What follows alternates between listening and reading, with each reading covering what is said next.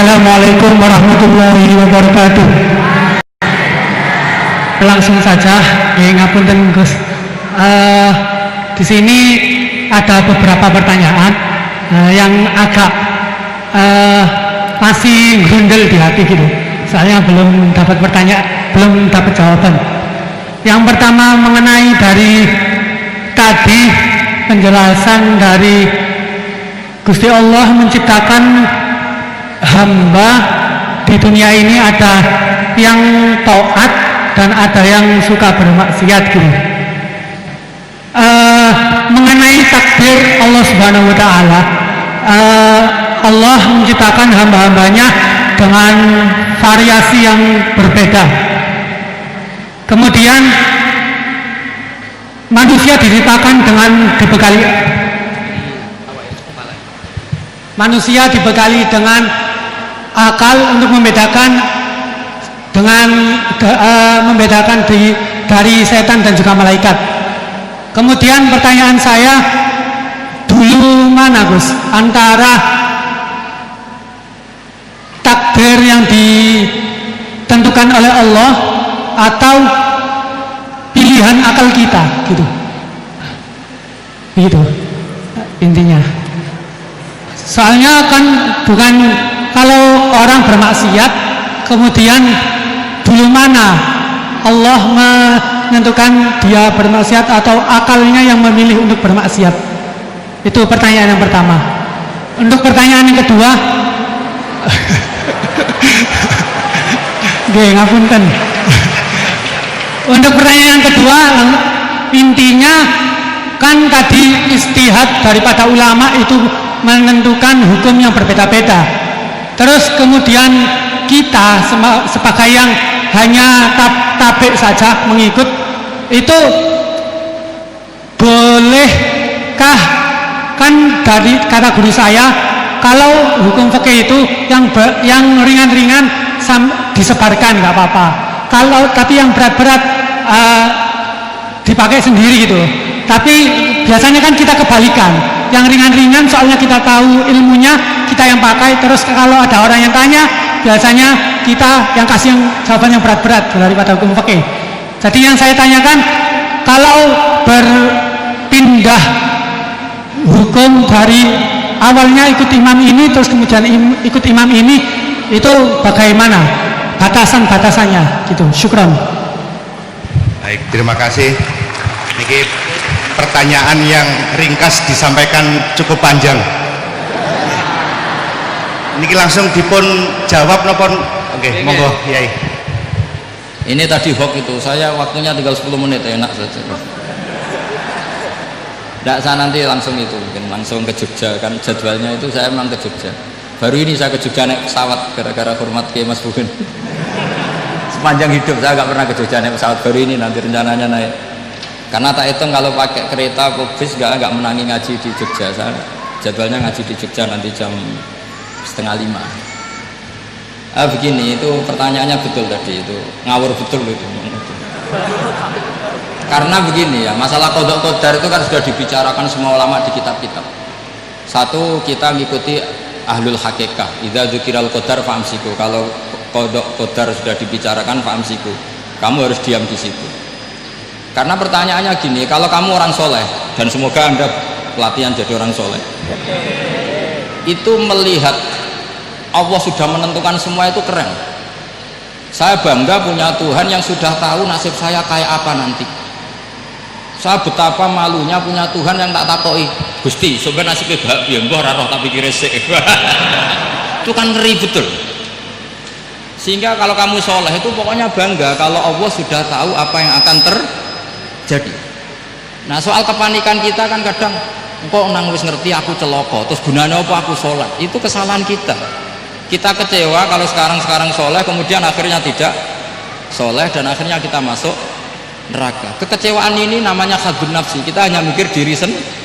Sebetulnya kalau kita abdan lillah, benar-benar hamba Allah, tetap bangga karena punya Tuhan yang tahu apa yang akan terjadi. Makanya yang dibutuhkan kesalian untuk ngakoni qadha qadar, dibutuhkan kesalian. Kalau enggak kriminal betul. Maka Sayyid Hasan bin Ali, saya hafalkan makalahnya itu. Di antara aturan iman harus iman sama qada qadar. Untuk menunjukkan innahu la yuqsa kurhan wa la yuhlabu kurhan, kata beliau. Supaya kita tahu bahwa Allah itu tidak dimaksiati secara terpaksa. Kamu bisa enggak bayangkan Allah ngeluh gini, sakjane aku ora seneng maksiat tapi saya bisa berbuat apa? Artinya apa? Kalau maksiat dan keburukan tidak khairihi wa syarrihi minallah, itu Allah kan kurhan. Faham yang saya maksud? Artinya apa? Kita harus berkeyakinan khairihi wa syarrihi minallah. Tapi kita butuh syariat. Lalu setiap orang nakal berkelit kersane Allah juga masalah. Maka diteruskan makalah beliau. Waman hammala dzambahu rabbahu faqad fajar. Dan siapa yang menimpakan dosanya atas nama Tuhannya, maka faqad fajaro, dia latut betul. Wong sing zina kuwi Allah kan gak melok zina, sing maling kuwi ora melok maling. Sing beto bak-bak kuwi ora tau beto. Terus kowe muni kabeh krana Allah, itu kriminal betul. Jadi makanya orang soleh itu harus hafalannya banyak supaya niru-niru orang soleh itu. Ini kan enggak ingin soleh tapi pakai akalnya sendiri. Itu bahaya dalam agama, karena agama itu harus ada riwayat. Makanya beliau menyebut 2 kali, siapa yang tidak meyakini khairihi wa syarrihi minallah, maka dia faqad kafar. Karena seakan-akan di dunia ini waqa'a fi mulkihi ma la yuriduhu. Kalau kamu bilang syar tidak minallah, berarti waqa'a fi mulkihi ma la yuriduhu, di kerajaannya terjadi sesuatu di luar kehendak. Tapi waman hammala dzambahu rabbahu faqad fajar, orang yang menimpakan dosanya ditimpakan karena Allah, maka faqad fajar, dia latut betul. Allah tidak ikut maling, tidak ikut zina, tidak ikut korupsi kok. Ini kehendakmu ya. Nah, kalau kamu bisa paham itu, ya sudah, jadi orang soleh saja. Kalau enggak, ya pilih wa amsiku tadi apa, sudah, tidak usah dibahas. Jadi saya mohon semua yang dengar ngaji saya ini, yang enggak tobat supaya tobat, yang sudah tobat ditambahi ilmu, karena biasanya tobat itu ya karena tidak ngerti apa-apa, semua mikir. Itu makalnya Sayyid Hasan bin Ali, cucunya Rasulullah SAW, dan itu diamini oleh semua ulama. Saya pernah ditanya seorang rektor, nggak terima dosen, nggak terima mahasiswa, rektor tanya, Gus, yang benar itu Jabariyah apa Qadariyah? Jawaban saya lucu, sementing soleh dulu, kalau setelah soleh kamu nggak apa-apa Jabariyah atau Qadariyah.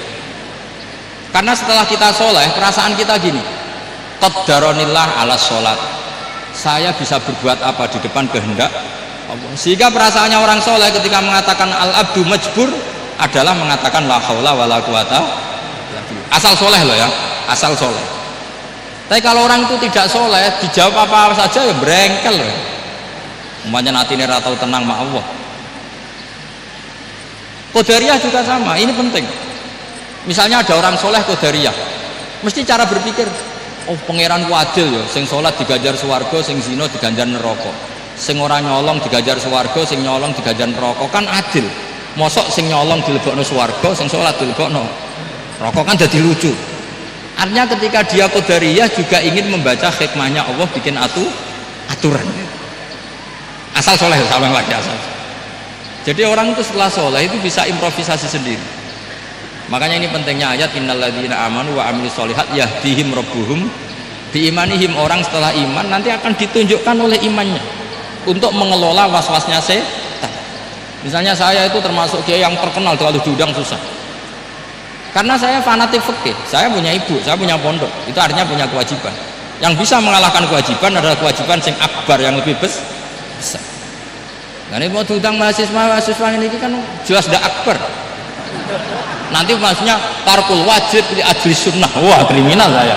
Meleburi bapak meninggalkan wajib demi sunnah. Ya jelas ya, jadi kita harus terlatih dengan bahasanya orang-orang soleh. Kalau tidak masalah besar, masalah qadar zaman sahabat itu sudah terjadi perdebatan. Terus ada yang cerita, ada riwayat idza dzikira ashabi fa amsiku wa idza dzikira al-qadar fa amsiku. Kedua masalah ijtihad fikih, yaitu nggak apa-apa, memang dari awal furu'iyah kan, dari awal furu'iyah. Kalau nuruti ijtihad gini, kalau ada mahasiswa tanya sebaiknya dijawab apa enggak? Mungkin sebagian narasumber sebaiknya dijawab biar marem. Terus sebagian narasumber sebaiknya nggak usah dijawab. Wong mahasiswa ben pinter kok apa-apa takok, gak mandiri. Itu namanya